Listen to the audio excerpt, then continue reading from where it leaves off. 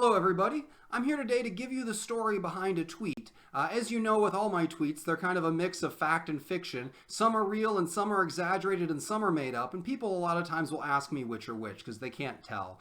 And so I wanted to tell you about a tweet that went viral recently that was absolutely true and give you a little bit of the story behind it. Be sure to click that subscribe button because this is something I'm going to try to do more often. Every time a tweet really takes off and people are asking questions, I'm going to actually explain myself for once. And I'll either give you a better understanding of how my family works, or I'll just kill all humor value immediately. I don't know. We'll find out together. So here's what happened with that tweet. First of all, here's the tweet. It's this giant block of text in front of me, and I'm going to read it to you because I guess there's no guarantee that you can read, okay? I don't take anything for granted these days. So here's the tweet. I played Dungeons & Dragons with my daughters. They were supposed to fight the wolves surrounding a town. Instead, they fed the wolves and turned them into their friendly wolf army. Girls, man, they'll take over the world. So I've tweeted about Dungeons & Dragons before, and it's been universally shunned by Twitter. Like, I thought that maybe I was too uncool to fit in on Twitter, that everybody here did non-Dungeons & Dragons things. Apparently not. This tweet right now, as I'm talking, has 300,000 likes, which is by far more than any of my other tweets. So I wanted to explain this a little bit. So here's the story behind that.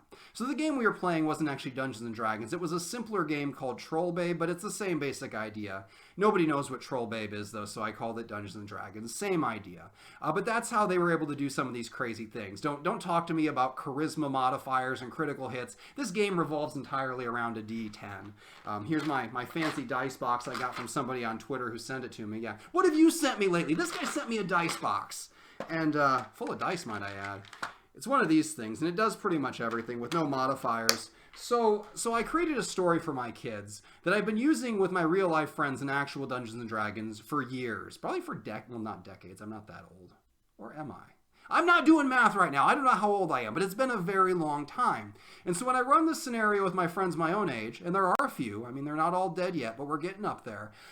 When I run this, it always turns out a certain way. So the basic scenario is a town is surrounded by something bad and you have to help it out.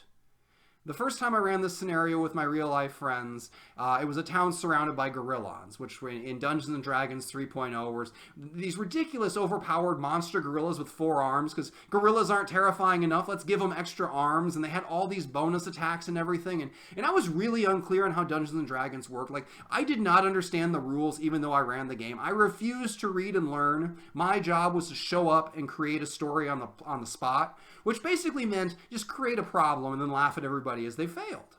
And that really appealed to me. I would love to sit there and watch people fail at things. So I set up this scenario. Town surrounded by giant gorillas with 4 arms. What are you going to do about it? And there was no right answer. I had no solution at hand. This is an open world sandbox role-playing game. Do whatever you want. And being good people, my real life friends, they said, okay, here's what we're going to do. We're going to kill all these gorillons from them. We're going to lure them to the wall. It's where we have the great advantage to shoot down on them, and we're going to kill them all in one spot, and we'll be heroes, and everyone will love us forever. And so they do this. They summon these giant 800-pound gorillas with 4 arms each up to a rickety wood wall all in one spot, never considering the consequence that maybe that wood wall wouldn't hold them out. And the wall breaks, and all the gorillons rush into the town and start killing everybody and destroying everything. And how does the party rebound? They don't. They tried to help. They made things worse. They shrugged and walked away. And that was an enlightening moment for me. That's like, this is how the world works. That's how you get ahead. That's a useful skill for corporate America. You try to make it better, you screw up real bad, you walk away and say it's somebody else's problem. I mean, that's a winning attitude right there. And they tried to fix that attitude a little bit. They tried other things. There was another time I set up a very similar scenario. There was a town surrounded by acid-spitting beasts. They would spray acid in a wide arc. And they're like, okay, well, we're not going to make the same mistake as last time. We're not going to lure all these acid monsters to one spot. Let's dig a moat. But here's the thing. My friends with their imaginary characters are just as not embarrassing. They are embarrassing. They're just as embarrassing as in real life. But they're also just as lazy as in real life. They're not gonna dig a moat with their own imaginary hands. That's peasant work. So they make all the peasants they're saving. They send them outside to dig a trench to protect themselves. But they didn't do anything about the acid-spitting monsters first. And the acid-spitting monsters still sitting there completely unharmed just to spray acid on everyone. It was like 80% casualties. And what did my friends do? Well, this time they didn't walk away. They said, hey, 80% of the people are dead. Open city, and they took it over for themselves. So again, these are the people I associate with. These are not good people. They're not teaching good lessons. So I'm now taking this same scenario and taking it to my 4 children, ages 7 and under, 7, 5, 3, and 2. And pretty much the only reason I had kids was so I could one day play Dungeons and Dragons or a similar game with them. I guess, there are other benefits to having children. If you need a spare organ, you have it. If they need to put you in a nursing home, they might pay for it, maybe. Not after the way I handle these games, but maybe if I had been nicer, they would have put me in a nice nursing home. There are other benefits, but the main benefit is having people to play role-playing games with. So we play this D&D light game called Troll Babe, and I set up the same scenario. So my kids are half troll, half humans, and they're going to a festival in a town of all trolls. And it's a harvest festival, a very peaceful thing, and everybody's bringing in their food all together. But there are wolves. Wolves are surrounding this town. How will my kids react? What lessons will they learn about the harsh reality of existence, even in an imaginary world? So I lay the scenario out before my children, and my oldest child, my 7-year-old Betsy, she comes up with a plan. Like, so how are you going to kill the wolves? And she's like, well, we're going to feed them. Like, you're going to feed them poison? No, we're gonna feed them. We'll feed the wolves so they don't want to eat the trolls. I'm like, well, I guess you could, but if you do that, there won't be any food for the trolls to eat. Trolls like to eat meat too. She says, oh, well, we'll convince the trolls to eat vegetables. And she rolls for it, and she convinces the town's trolls to eat vegetables. So now we have a vegetarian town of trolls, and we have all this meat for the wolves. And she goes out and she feeds the big, hungry, angry wolves surrounding the town. I'm not done trying to ruin things yet. I say, okay, you've fed these you fed the wolves, but now they're going to expect food all the time. You've created dependency. They're going to keep coming back and demanding food. She says, that's okay. We'll set up a schedule.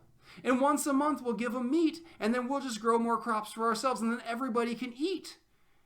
And this is just blowing my mind, because this is not how this is supposed to go. Say, okay, roll for it. And sure enough, she negotiates a treaty with the wolves, and now they are locked into this contractual agreement.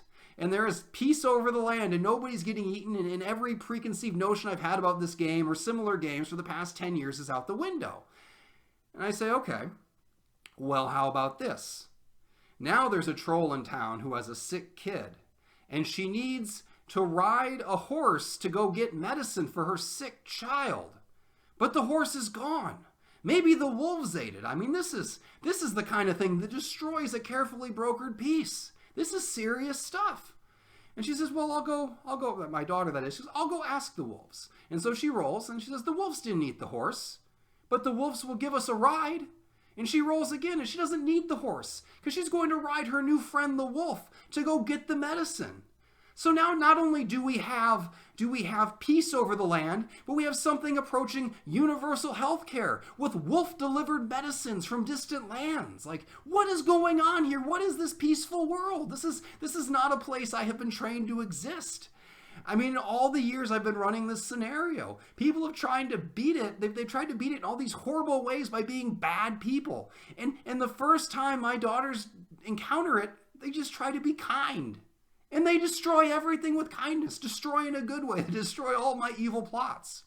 So I did this to teach them that the world is a bad place and that things fall apart and you just gotta kind of roll with it and look out for yourself. And instead, they taught me that I'm a bad person and I've been looking at everything all wrong.